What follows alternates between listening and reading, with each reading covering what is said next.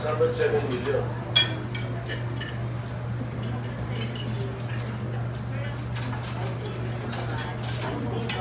Hindi.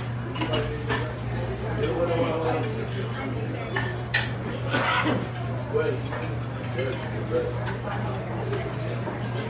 ano na yung my question is, asa na yung sweldo?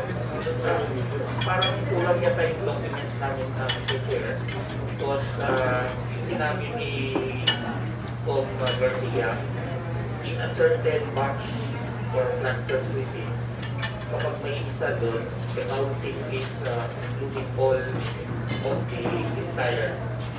So, itong 5.2 million, it is the actual initially declared defective. Yes, we are aware of that already. Given the explanation. So, What I'm looking for is what you're doing with the 7 million as I said. Naisama po siya sa quarantine, we only lock the one column of our report. We lock one column. Kasi itong 5.282, those are initially declared defective. And it is part of the entire batch. Kumbaga, yung 7 million, kasama natin po yung iba na hindi dapat sa declare. Kasi kapag ganito kasi yung proseso natin, yung isang batch which contains of the case 600 voters, kapag may dalawang defective doon, we count the two as defective, that is part of 5.2 million. And the remaining 500, isasama yun, hindi pwedeng tanggalin siya. Kasi pag tanggalin mo baka magbalik, mahirapan tayo. So we include everything. So the one column, inaisama. Those are good ballots, but with indefective ballots. So hindi namin na-count dito sa good ballots. Pag sinabing good ballots dito, itong 31 million, lahat good ballots, the entire cluster is batch. Correct. So, the bottom line, yung 7 million under quarantine pa rin, hindi pa pwedeng i-declare good, hindi pa naman din pwedeng i-declare effective. Naisama pa siya doon sa Yung sitwasyon mo. Oo. Kaya nga, mabuti naman kumaksyon na kayo ngayon because that's precisely what you're saying na dapat meron kaming allowed na observers doon sa printing ng ballot yung mga political parties or interested. Much the same way as the SD back, di ba? Ganun din. And it's open na. Ganun, no observers. Ano? Alright. Thank you, Madam Chairperson. Your work is cut out for you. Kaya nga eh. Marami pang babantayan. Marami Ano pang ba ito? hihintayin. Kung nga, dami pa natin hihintayin eh. Doon sa printing, 73% was completed without any witnesses, no representatives from the political parties. You verified and you re-verified still without any witnesses or representatives from political parties and poll watchers, poll watchdog arms. Is that correct? So you did this all confidentially for all intents and purposes within government premises? The operators na lang siya. With all the, that is why our proposal. Pero walang nakapanood. The employees are there for the But nobody else was accredited. Not a single political party was accredited, nor any NGO or poll watching party. Well, at the time, Madam Chair, as I have explained earlier, it was as I have said. But that seems unreasonable, Commissioner. As you know very well, if in fact it was alert level 3 or 4, as we all know, it was only alert level 2, no?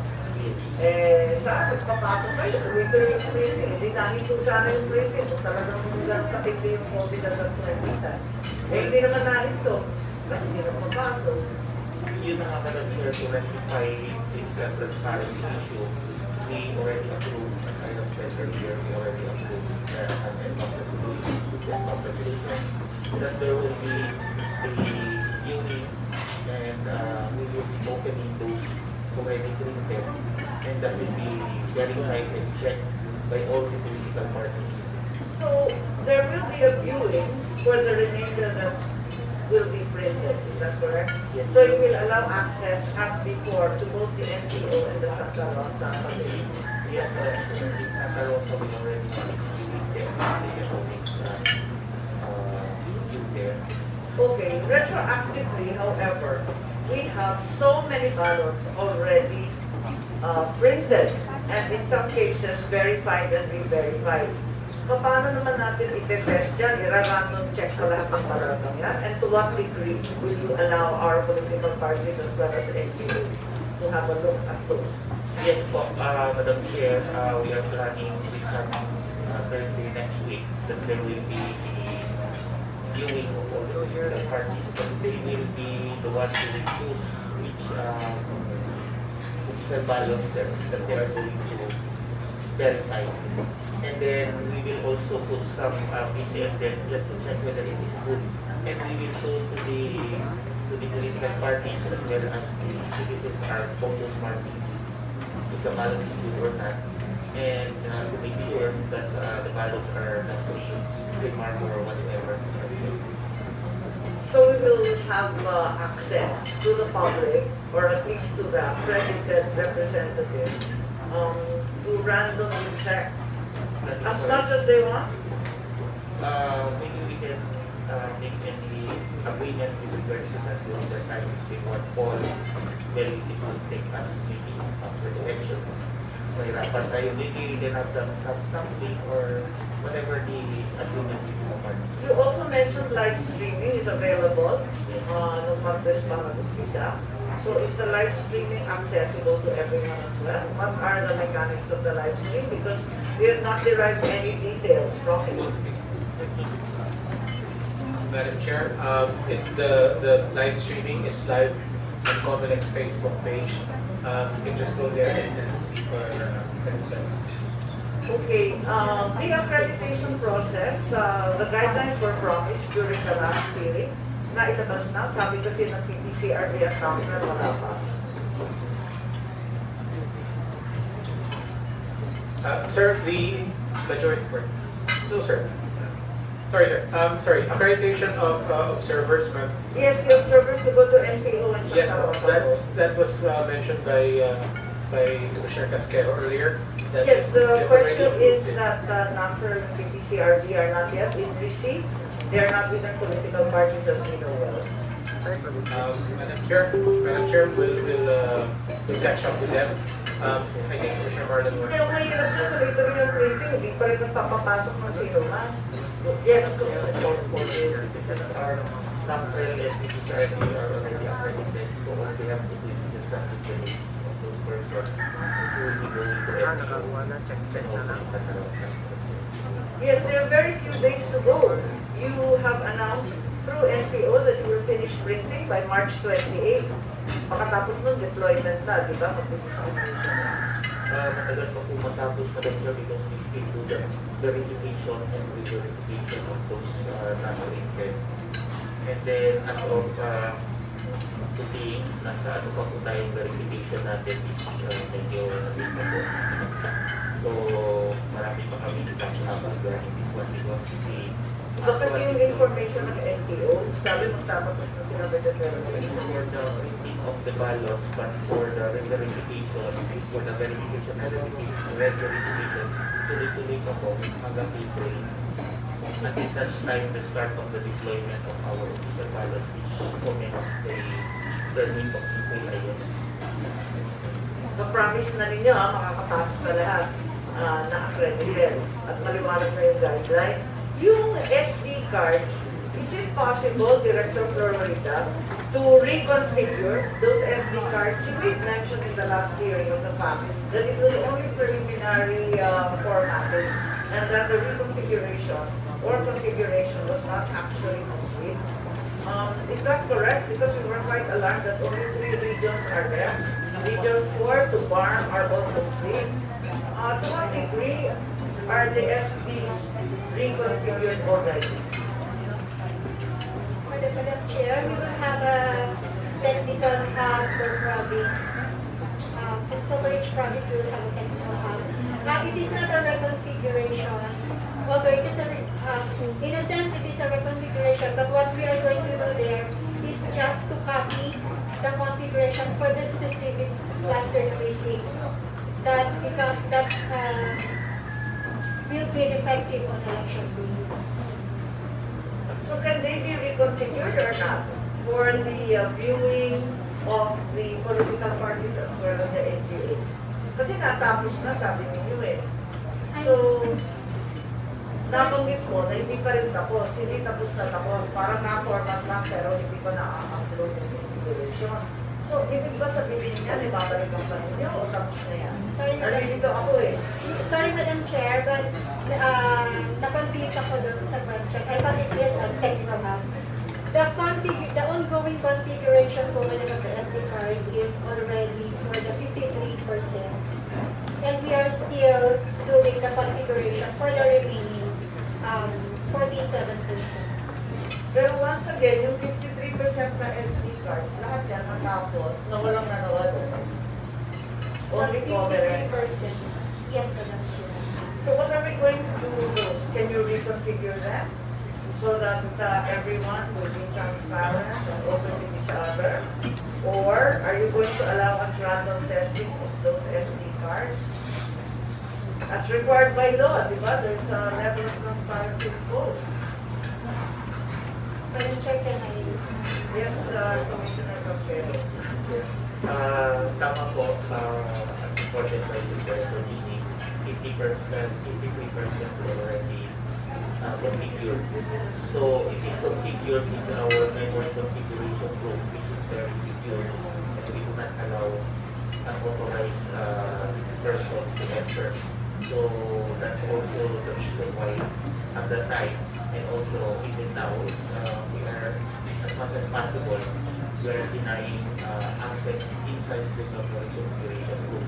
Because it's not only the configuration is being done there, there are also data or information that might be get by an individual that will affect the integrity or the security of our election, our election. And with regards to that 53%, even to again, to have transparency, mas maganda po magkakaroon ng visually ng random and demo to this one. Because mayroon na po i-reconfigure natin ulit because it is already inserted in our BCM and open the BCM and then get it moving ulit in the reconfigure. So even running testing is no longer possible, is that correct? We can do the remaining not yet configured and then we can do it maybe a demo. Yes, but that's not relevant to the 53% that are already finished. Yung 53% were basically done in the dark as far as the public is concerned. How do we know that the SD cards are okay? Mamaya, kargado yan. Mamaya, may defecto yan. Mamaya, kulang-kulang. Paano ba yun? Meron po tayong tinatawag na logic accuracy test. Pero sa inyo lang ng Smartmatic yan eh. Paano yung mga political parties tsaka yung Wala po Smartmatic po yun sa budget. Hindi lang po yung government regarding that one. So random checking is not even possible with regards to the majority of our SD cards. Is that a correct statement? Pwede po namin pag-usapan sa exam because decide on my own sa policy direction. If we can do a random check just like what we did in the NPO, we will open ready BCM just like the last time in Santa Rosa, but what is inside the video box. If it's possible, we are going to cut the seal and then open it and then have it checked. Yes, I understand that this is a difficult operation, but nevertheless, it is one required by law. You have printed and configured without any witnesses. I don't think that's allowed. I think Attorney Uy had some suggestions technically. Thank you, Madam Chair. With respect to the remaining SD card configuration, the Santa Rosa warehouse actually secures the memory configuration room in what we call an aquarium. Basically, it's all in the room, it's sealed, nobody is allowed access except authorized personnel of government. So since it's sealed and it has a glass window, I think at the very least we should be allowed to stay outside the glass window and observe, as in all previous elections. In all previous elections, the security of those memory configuration area is the same as now, except that in the past we were allowed to observe the aquarium. But this time, even in the aquarium, we are not allowed to go in. There is no way for anybody outside the aquarium to be able to steal any data because it's completely sealed and locked and only COMELEC personnel are inside the room. So for the remainder of the SD card, so we can do that observation. Secondly po, if we have some doubt on the SD cards that have already been configured, and they're already inside the BCMs, and we saw that no, they were already had the tie lock. Perhaps COMELEC can release to us what are the precincts, municipalities, and provinces of this 50 plus precincts, so that we know that these were the ones that we did not check. Eventually, after the election, if they correspond to areas where we have the most number of protests, then we can pinpoint exactly what happened. So, because that is not the secret, we need to know what municipalities with precincts are these. Third, on the pre-logic and accuracy test, so that is where you test actually the BCM. So, these configured already SD cards will go through a pre-lab. Make that pre-lab publicly accessible so that the observers can also see and observe while they are doing the pre-lab. So it can be done near the observation deck or wherever. So we would know. And since we're trying to make do of what we currently have, no? Because natapos na kasi. During the pre-lab, of those 50+% that have already been done, we could probably ask COMELEC also to give us a report. How many had problems in the pre-logic and accuracy test? Just publish it on a TV, so that's for all transparency po. And it does not compromise the security at all of the entire system or any part of the system. Thank you po. Yes, I think that's a good suggestion, and at least we'll be in compliance with the law, complete transparency at every stage of the electoral process. Okay, I think that we need to get from the COMELEC a new effort to be transparent, because certainly the excuse of COVID is not one that can be utilized in this case. I'm also a little bit alarmed by the complaint by Helen Avila Flores of the BPCRP regarding that there was no definite denial. Instead, panay lang ang postponing. Totoo ba yun? Panay lang ang postpone ng observation. Sana hindi na maulit. Okay, so we have your promise, Mrs. Number, that you will conduct consultations as soon as possible with the concerned political parties and the poll-watching group, and that you will take into consideration all the suggestions that have been aired in this hearing. Sana nga, itong in secret na mga nangyayari hindi na maulit. Last na lang po yung digital signature. It has been suggested that the digital signatures be put in place at every stage and in every electoral election return. As early as 2019, COMELEC promised na magkakaroon ng digital signature. At maliwanag na yung DepEd, tunay na nag-effort 360,000 pictures ng input ng digital signature. Ngayon, dahil sa kakulangan ng kable, dahil sa iBallot, sinasabi ng COMELEC, wala na ng digital signature. Wala pa tayong magawa dyan. It's been suggested that you don't need to use the iButton or the cable, you can go directly to the BCM.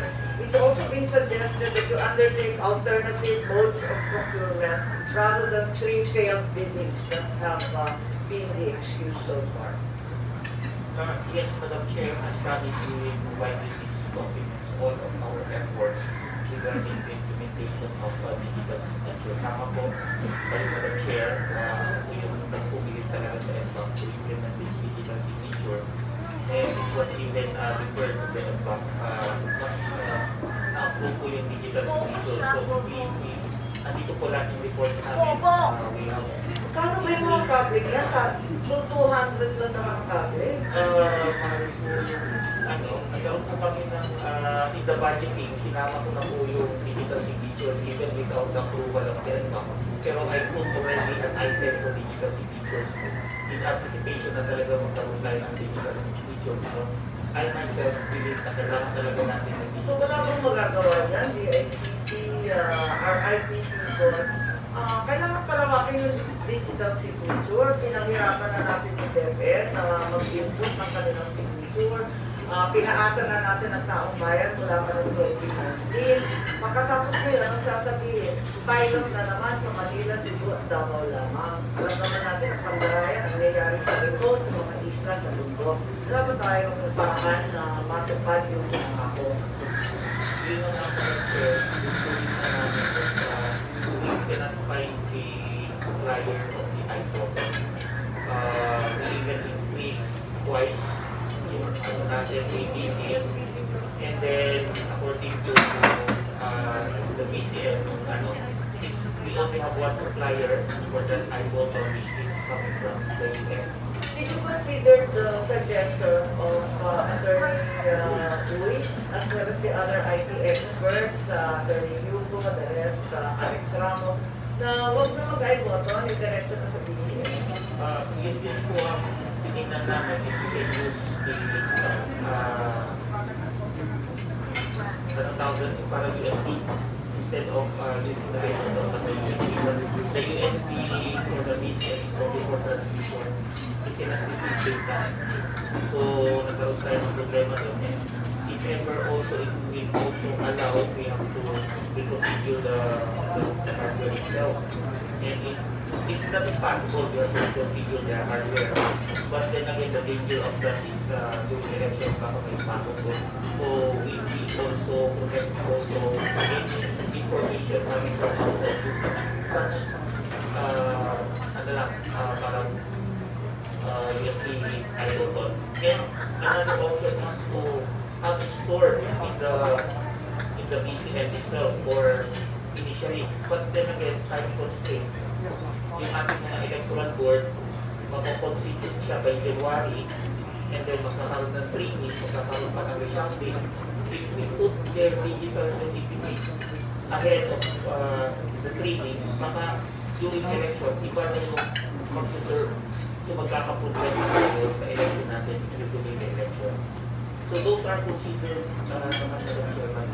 Then again, kung talaga namin tayo nagka-problema sa procurement, kasi talagang walang magsusupply ng ano. So what we did is, para hindi naman siya magkaroon na wasted our preparations, sinalungkat namin, in-inventory namin lahat ng mga possible iPhotos that can be used in digital signature.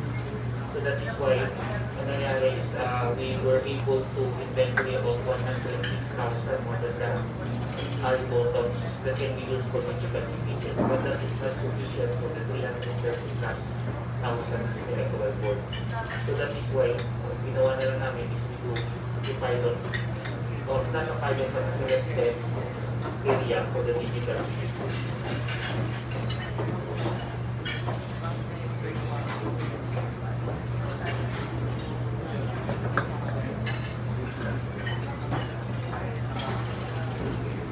Thank you very much, Commissioner Castelo, but we enjoy you still to try to put in place the safeguards that were recommended in the past. Otherwise, we have yet another election.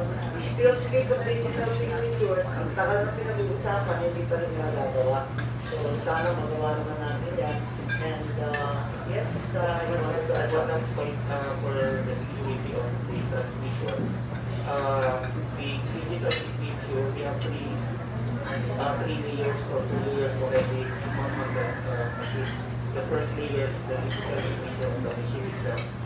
The second is the digital signature of the I button for operation, which the teacher will also input in.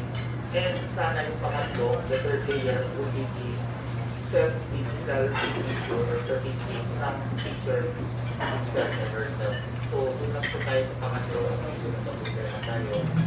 Kasi, hindi talaga tayo nakapag-secure. But for the first and the second, it is in the system. So, dalawa na po yung layer natin for the security of the recipe. Thank you very much. Please update us. These are all matters of utmost interest to the public, and we don't have very much time. We also have 3 brand new commissioners, including the chairman, so we need to ratchet up our efforts. At this juncture, the Senate President has a manifestation and motion today. Yes, thank you. In the light of the issue of transparency, so that the people of the public knows about what has really transpired.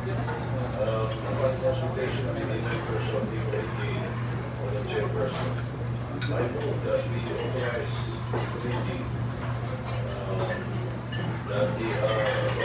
the committee to divulge points in the proceedings during the executive session earlier.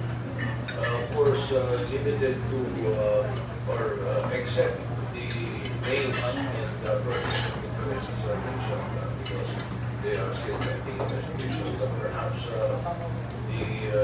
what really transpired as far as the connected response party is concerned, I hope that the committee be authorized to divulge to the public.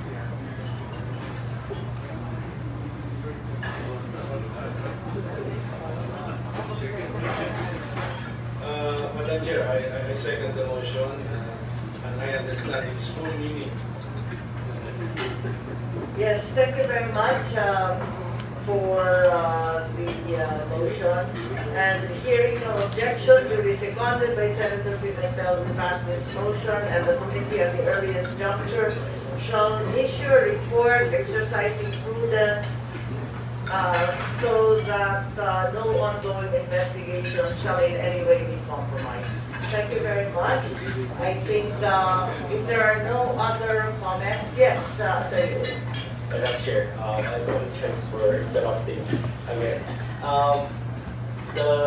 The IT experts, as well as the watchdogs, have repeatedly requested this from COMELEC, and we'd like to reiterate again since we have the new commissioners here also.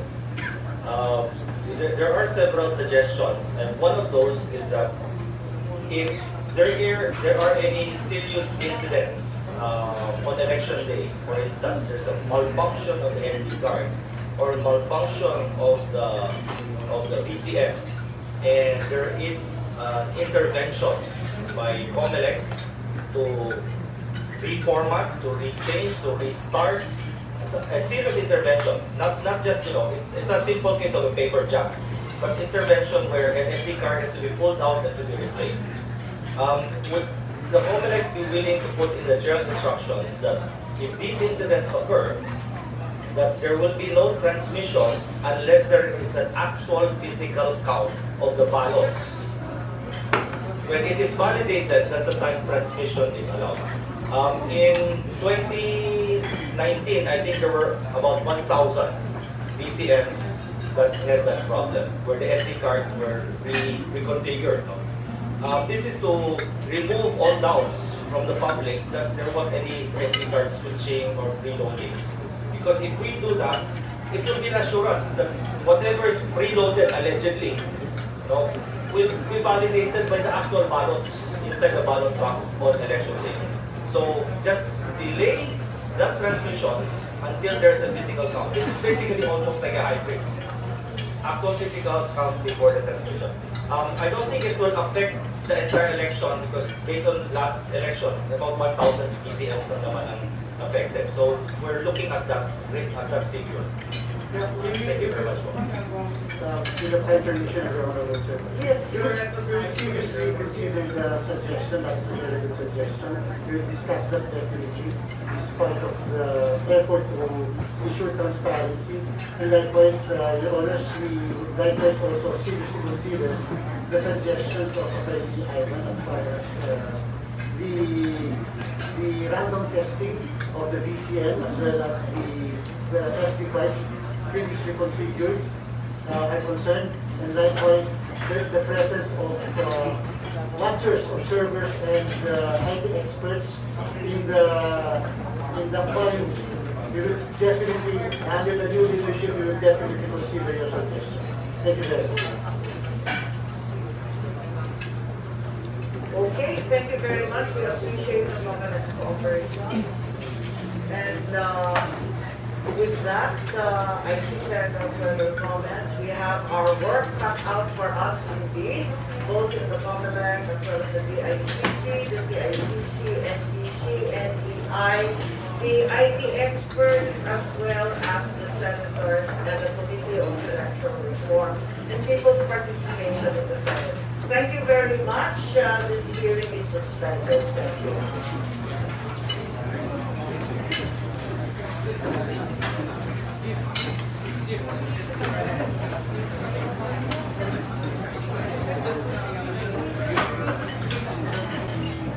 Masaya itong balay nila at kaya na isa sa bangkan. Masaya ang bangkan.